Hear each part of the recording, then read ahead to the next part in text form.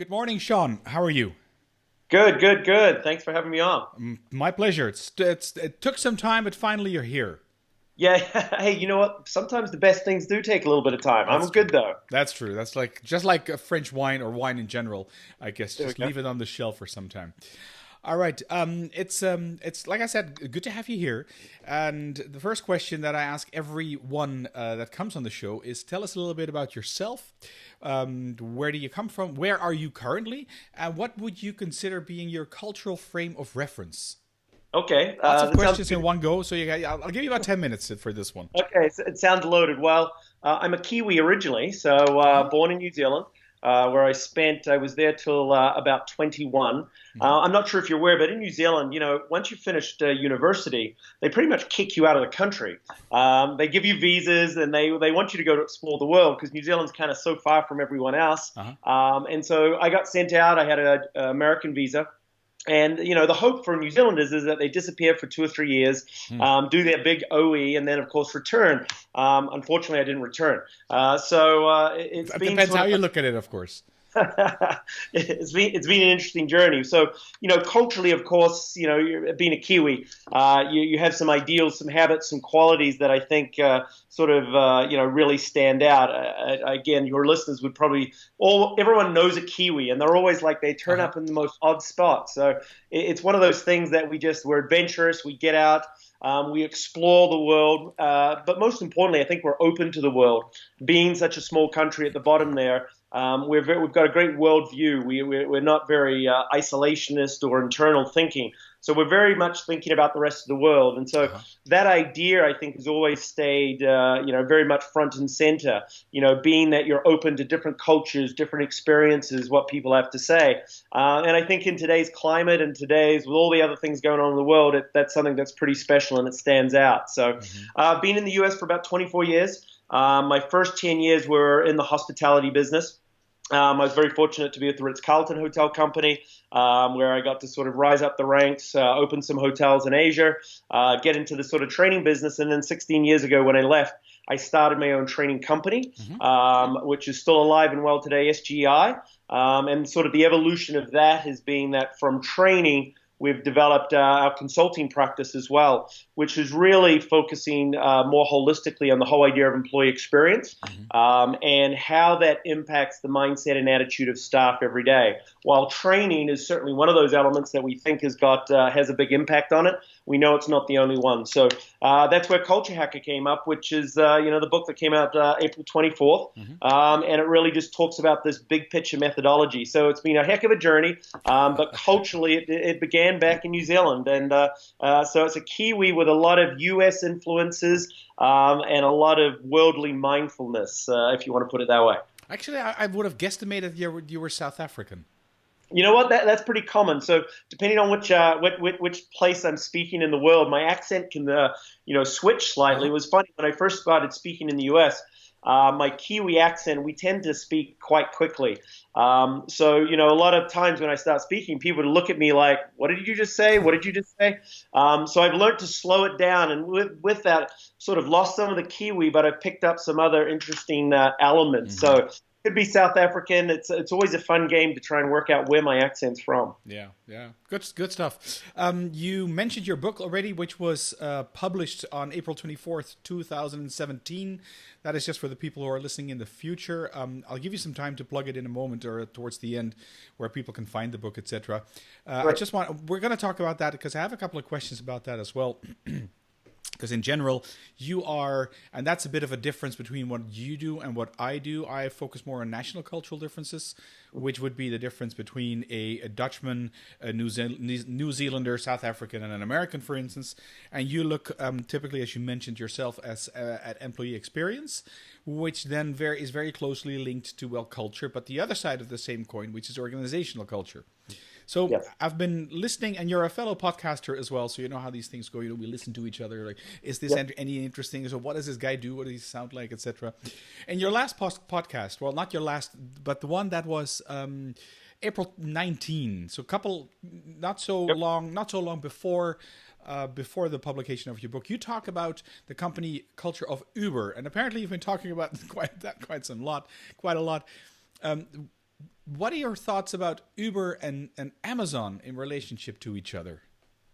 You know what? As I said, I think it's even bigger than that. As I said, I think if you listen to the podcast, it's probably been going back to the last couple of years. So for me, the thing that I focus on culturally is, so culture, I believe, is a collective mindset of a group of people. So Yes. in your situation, you've got that, obviously states and countries. I look at it on a much smaller scale, which is within an organization and company. So this mindset and attitude is how people feel about what they do and who they do it for. That how is kind of got a foundation in organizational values, like company or nationalistic values that people have. So one of the really interesting parts that I've been focusing in on is how these values have an impact. So for me, a company's values focuses in on how things get done. Versus how much gets done, which I think a lot of companies are still very much focused on. The problem is that in today's social media, very transparent world, you've got to have consideration of how you do it. So for me, organizational values define how you act and interact with each other, your customers, but the organization as well. So it's how. If a company doesn't have strong values that are embedded and live, which means it's just a piece of paper on the wall, what tends to happen is they forget. They just focus just on results and the deliverables. They don't care how you do it. And the problem is that when you don't care about how, you can just run through people, run over people, and things start to go wrong. So now we've got this world where, again, I think it started, the biggest one, probably VW a couple of years ago, that started to really stand out. Here they were focused on emission results, but they forgot how to get those emission results, and therefore they started fudging numbers. Recently, we had the Wells Fargo scandal. Again, what happened? Again, they were focused on the number. The result was how many new accounts do you open, and you're incentivized on it. The problem being they forgot how to do that, which is they were faking them. Now you move over to the Ubers and the Amazons. Uber's interesting because, again, you're really seeing the leader, the CEO of Uber, being the sort of one out in the news the most right now. There was a video leaked, which is never good. There's a sexual harassment scandal going on. And everything comes back to we've forgotten how we do things. And I think this is the big piece where organizations today are having to sit back and go, you know what, we can't fake this. We can't make it up. It's not a piece of paper that we stood on the wall or put out in the investors kind of column booklet every sort of year. It's something that we have to actually start taking seriously. And I think what we're starting to see then is that organizations have realized that it can't be just speak. It has to be actually do, and they have to start living it. So Uber, I'm fascinated to watch because Travis has come out and said, we have to change our culture. And he says that, when he looks at it with a sexual harassment, with the way that he talked about a taxi driver, he said, it is culture. We have to change it. We have to rethink that. So I think it's going to be a fascinating business case to watch how that shift starts to unfold, because it's not just about the numbers, it's how. And especially for a startup, and again, Uber you wouldn't think of as a startup anymore with its valuation, but the reality is many companies, when they come out, they run in the startup mode where it's the focus is on the results, where it's on, can I get my numbers up?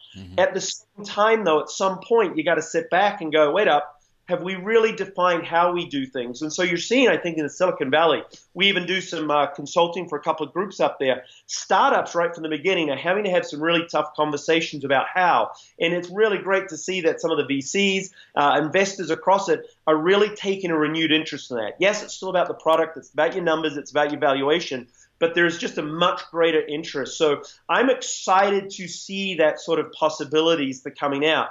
And again, you compared it over to Amazon, and again, I would say the difference between the two of them is their leaders. And again, if you look at, what Jeff Bezos does, here's someone who is very strong about what he believes in, about engagement, how people act and interact, and you hear about that a lot. And I think for me, that is the number one difference, is that you've got two completely different leadership elements.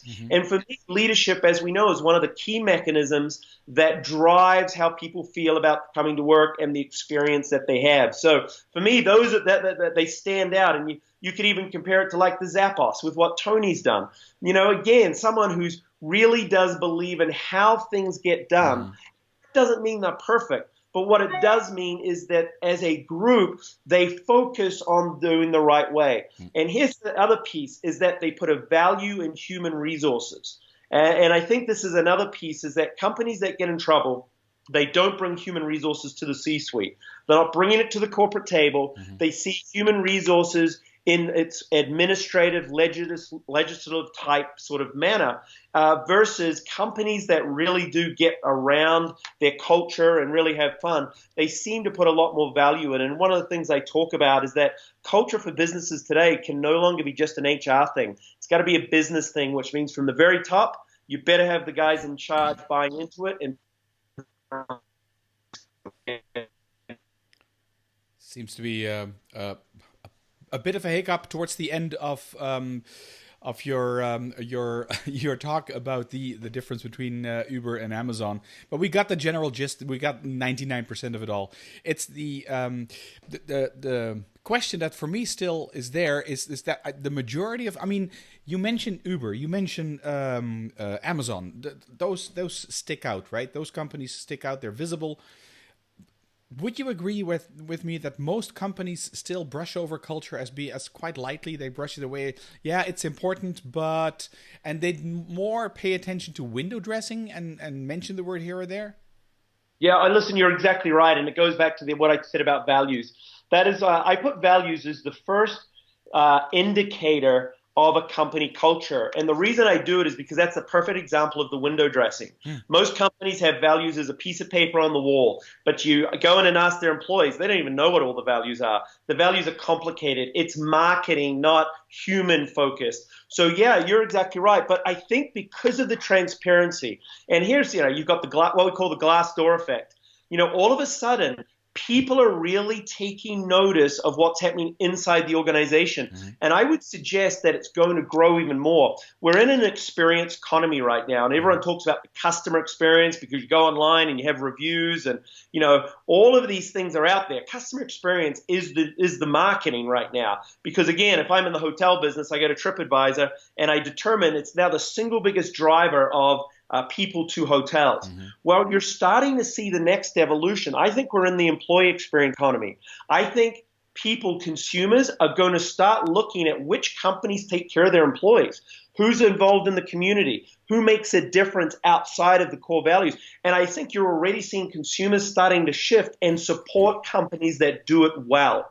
So I think you're seeing consumers starting to get that kind of push, but you're seeing employees, and this is our millennials and our Generation Zs. I think this group, and again, if I talk about them for a second, everyone talks about them being unloyal, being a completely different generation, have no values, all of this. That's complete bullshit. They have the same values that every generation has. The difference is that this group, for the first time, has a global economy in which to work, which means someone sitting here, I am in Las Vegas, could be working in London right now because of how technology affords you that opportunity. So all of a sudden, the workforce has many more options. It's not just about where you work in your town. It's about your access to technology. So you're seeing millennials starting to see the world as a bigger picture. You're also seeing that they're just not accepting some of the BS that's gone on for years, which is managers, companies, owners, disrespecting or not taking care of their employee group. They took advantage of them. We all have those horror stories where, staff were basically treated poorly. I remember walking into, a chef's kitchen in my early days in hotels, and the chef throwing things across the kitchen. And that sort of behavior, people just think is accepted.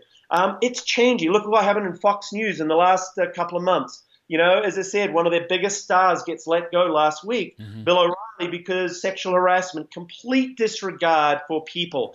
This is the change that is happening going on right now, is that, right now companies better start taking this seriously because their employees are, because they're sick and tired of the abuse and the harassment, and the consumers are because they're starting to have more faith in doing what's right.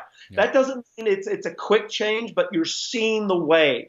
And as I said, I think the employee experience economy is coming. I think it's here. And I think the bottom line is that when you think about it, the talent war was won. Talent won. So start taking care of them, because if you don't, then you're going to lose. You're going to lose customers. You're going to lose everything else. So, for me, that window dressing is absolutely being loud and clear. I think there's just this change going on, which is so exciting. And that's why, as I said, I'm excited that the timing is great, because what we try to do at Culture Hacker is, hey, how do you reprogram that experience to have a better mindset and attitude? Because people go, well, you can't change culture. I'm going, you absolutely can, because culture is a mindset. Yes. And you have a big influence. You're not 100% controlling it, but companies have a massive influence. It's the number one thing in terms of time that people do. So they have a big influence on someone's time during the day, and they really have a massive influence about how people come to work. You see the companies out there that are doing, the best customer service companies, the best customer experience companies. What do they do well? It's not just customer experience. They take care of their employees. Not rocket science. Yeah, and if you don't, somebody else actually will. Absolutely. So it's in a way it's evolution as well. So I want to test on or ask you for some advice, not myself, but in general the audience. That is, now in my experience, when top management engages into a culture change and a culture intervention, so they do see, okay, we have to do something. Eventually, top management nods yes, because they have to sign the bill in the end.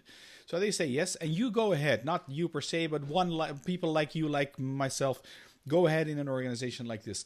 We slowly expose the gap, if you want, or the difference in opinion between what management thinks, which is your C-level, and possibly the rest of the organization. Very often there's a huge gap. Then all of a sudden, management gets weary, like, we didn't really wanted to see that. So how do you, and then in my experience, I've seen a number of these of management team budge out and say, okay, well, we have different priorities all of a sudden. For whatever reason it could be. It could even be the weather. But how do you prepare management for stuff like this? That there could be like corpses falling out of closets, these kind of things, How do you guard them? How do you help them?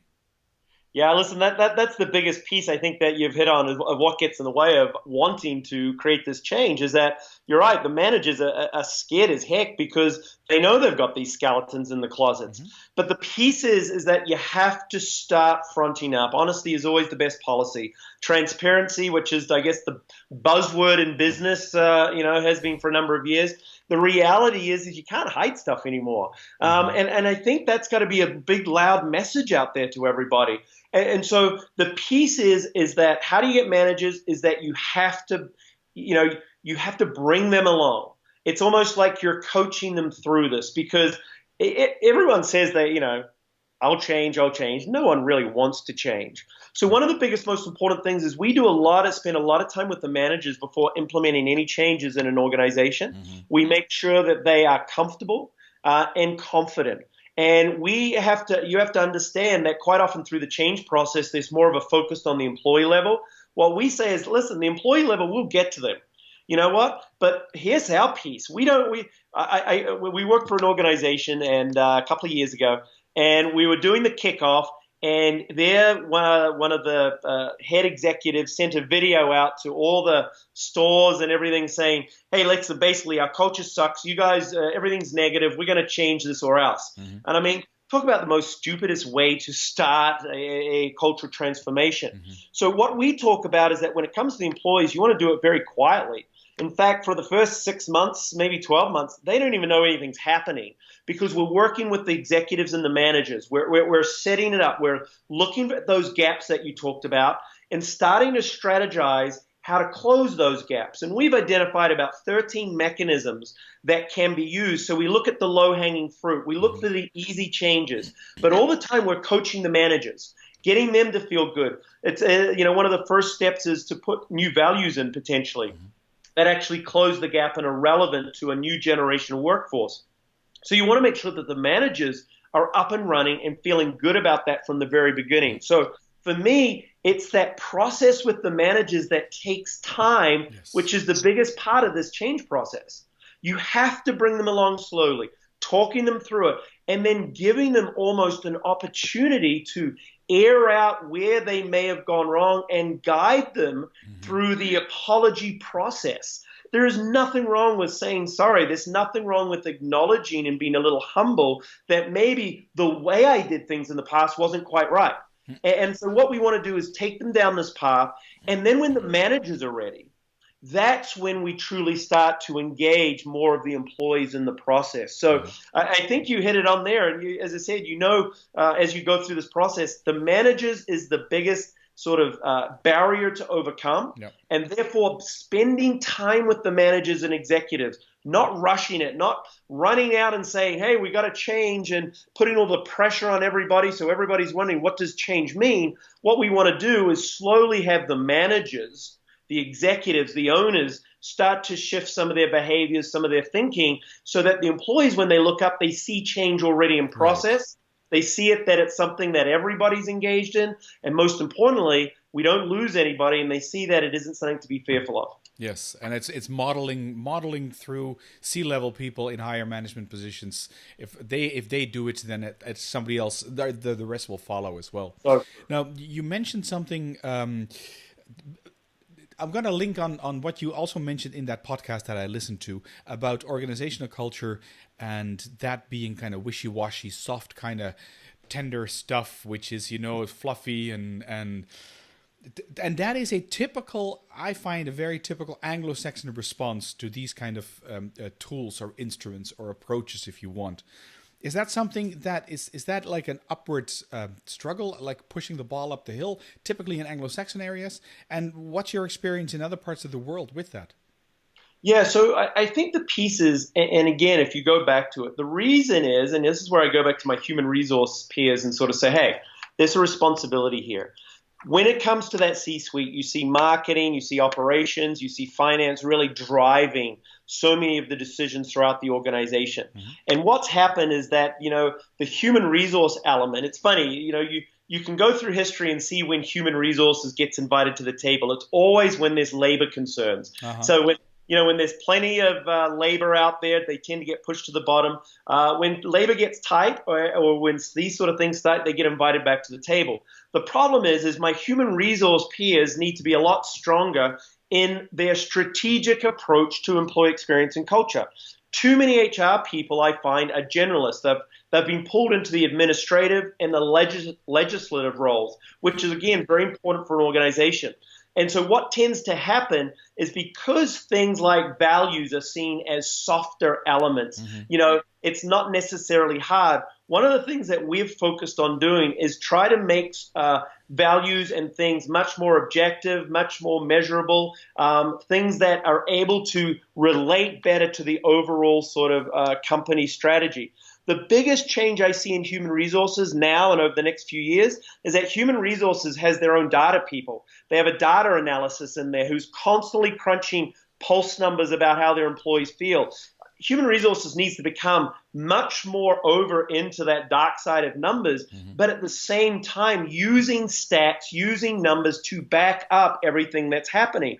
All of a sudden now you've got business cases, which makes it so much more relevant to the people and the rest of the team in the C-suite about what's going on. There are business cases today that, again, happy employees equal happy customers. Happy customers mean more money to the bottom line. This is not rocket science. No. This philosophy, this theory, everyone talks about it, but there's always been a struggle with happy employees to happy customers. What is the true value? I mean, Lowe's out here, hardware store, did a great study a few years ago where they were able to add that engaged employees could add $1 million to the bottom line of their stores just by the fact that they would take a few extra steps to escort customers around their stores. Right. That's something that's really powerful. The difference between someone who did great service, took the extra steps, was they just like coming to work more. Mm-hmm. And so you're seeing this now that the data and the evidence is so much more powerful that the softer elements that was once considered soft or unimportant mm-hmm. is now becoming quite tangible, quite measurable, and real. And that is why culture is no longer an HR thing. It's a business thing. And as such, I think as an HR sort of group, we need to get behind the data more. We need to become much more strategic and start to present better business cases and better reasons why. Again, the finance, the ops, the marketing people, they've been doing this for years. Yeah. This should be no different. So you're just seeing that timely sort of shift. And again, what happened, and that's a very American piece. I think in other companies where culture as an entity is recognized and valued so much more, I still think you're seeing that shift into organizational work still a bit of a challenge. Because again, what makes people happy? I mean, culturally, I spent a lot of time in Asia. I spent time in Japan working through there. You would say culturally as a country, it's an amazing culture with very, very deep heritage and all that. Yet, I'm sorry, but in the workplace, the suicide rate against young Japanese children is horrific. It's enormous, because of the pressure that they come into the workforce. And so that shift of nationalistic culture into workplace culture still has to occur, because what we're realizing is that, again, when it comes to work, it's much more than nationalistic. It's about personal ideals and values. It's about taking care of people. And I think that level of care, whether it's on a much larger scale or in a department, there is a responsibility for managers and leaders, whether it's of a country, whether it's of a company, whether it's of a department. And this is where you're starting to see it. The shift has to be managers manage, control, and function. They deliver the transaction. Leaders, they take care of people. And that's why we always hear the sort of saying, there's so many managers but so few leaders. And that happens regardless of the entity you're talking about. Again, look at your leader. I mean, right here in America right now, again, I look up to Canada and I go, you know what? Look at your prime minister is up there. Again, he seems to have just captured everybody's hearts and ears, but he's a people person. He gets it. It's about being a leader. It's not about just being the numbers. And, you compare that to even what's happening here in America. As I said, you see when there is a leader that cares and you makes a difference. Yeah, it's you feel it's like a sixth sense or seventh or eighth sense, if that makes any sense like that. All right, nice explanations like this. I want to move to your book and spend a couple of words on there, because your book was released to April 2017. Culture Hacker. You talk about 12 high-impact hacks to improve employee experience, and I'm reading this out, to improve employee experience and performance. Without giving it all away, can you just enlighten us with, say, 3? Yeah, sure. So we sort of start. So what we do is we sat back and really looked at everything that touches the employee. So I've already talked about the importance of values. And, again, I use the word, values aren't some philosophical BS. These are real, because if they're real, it's really about how. And I say that's the first place to begin with, is that starting to look and see if your values actually have any meaning to your current workforce. That's an important gap in that to close. What I find in organizations that they've had values sitting around for years, in some cases hundreds of years, but while the values might still be relevant, their definitions and meanings have lost relevancy for a new workforce. So freshening those up and giving them some relevancy, I think is an important first part of it. One of the important elements is the interview process, selecting. We become really, really good and focused. We move so fast in this world today. One of the areas we want you to slow down is because selecting the right people. It's interesting when you look, millennials are now interviewing companies just as much as companies are interviewing them. Yes. And the number one they're looking for is the organizational values to see if there's a match. I think companies have been behind the 8 ball, really looking for their ideal cultural match in their new employees. We all know how to find job fit, the skills, the experience, the schooling we're looking for. Honestly, in today's world, yes, while there are some jobs that have technical expertise that you want to find, the reality is that we need to find people who match the qualities and the ideals of the organization, because that just makes people happier coming to work. It sounds simple. So if you look at the interview process, I'm still amazed at how many times when you interview today, there's no mention of company cultures, beliefs, values. Behavioral questions aren't being used. So those sort of things really make a difference. And then one of my big ones is, what does the first day at work look like? I was very fortunate with the Ritz-Carlton Hotel Company under Horst Schulze. He preached that when someone starts a new job, the first day is that real opportunity to create change in someone. They're open, they're not sure, maybe a little nervous, but what happens is the first day of a job sets the tone and priorities for the rest of their work career. It sounds dramatic, but first impressions count. Sure. Think about it. So many places we go today, someone's first day on the job is so disappointing.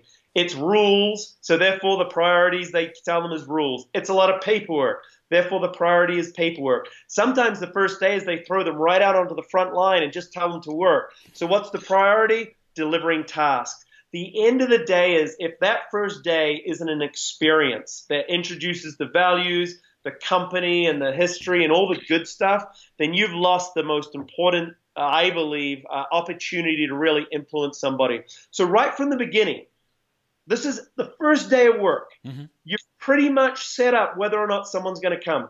50% of all turnover that happens in the first year happens in the first 30 days. Why? Because people are walking in and they go, you know what, this is not for me. Nope. So before the first 24 hours on the job, 50% of employees have decided, you know what, I already know this is not for me. Which is a costly affair.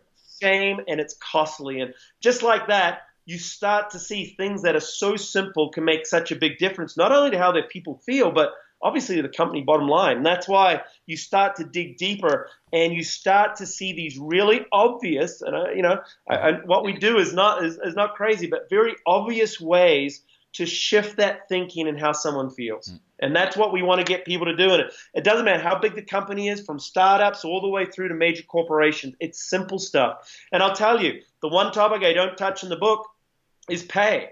Because people, first of all, some companies can't afford to pay their staff anymore because it's tough out there. And second of all, you know what? The research is up and down. Does pay make a difference? Once the bottom line or a minimum wage or a wage to sustain life is accomplished, there's so many other things. So True. You can do a lot of things that really has a positive impact on how many people feel. That really does dramatically influence your company. All right. Sounds good. And 3 good stuff. Good points. There are 9 points more to go, but I would reckon in your book you would actually elaborate a lot more on these items. Culture Hacker, where can people get this? You know what? Barnes & Noble and, of course, Amazon and all good bookstores, as they would say. But it's definitely out there. We're very excited that, it's doing really well out of the gates, which is always nice. So, you know what? I just think this is one of those topics that people they're hearing culture. They're hearing this idea that it is important. It is still that bit of mystery. What exactly is it? Yep. And hopefully we've given them not only some good insights to what culture is, but as we said, some good hacks that anybody can do. Doesn't matter at what level of your company, department, team, sports team, community organization, just some great things you can do that make a difference. And honestly, at the end of the day, I think, it's time that we're in a world that we did make more of a difference with the people that we're surrounded with. Heck, at the end of the day, it might just make people a little happier, and that would be a pretty cool outcome. So appreciate that. You can always go on and get it at shanegreen.com as well. And as I said, the cool part is you can come and ask me questions on there. So please do. If you got questions, come and send it out, get it back to you in 24 hours. You know what? We're starting this movement. We're bringing it front and center. We're not going to stop. So I'm really excited if people get on board, and we can just make this a better conversation and a bigger conversation. Okay, just repeat that. Where can people get in touch with you, Shane? It's Shane at shanegreen.com. Just go to ShaneGreen.com. Come and there's a box on there. Send me a note, send me a message, and let's talk. All right, cool. I think you've made your pitch really well, really well. Almost very American Anglo-Saxon for sure. I know. Hopefully there's still a bit of Kiwi in there. I don't want to lose it all. No. You're good. Don't worry. All right, Shane, thanks for your time and thanks for coming on the show. And I'm pretty sure we'll bump into each other in the future. I look forward to it. Take care, everyone. You too. Bye-bye. Thanks.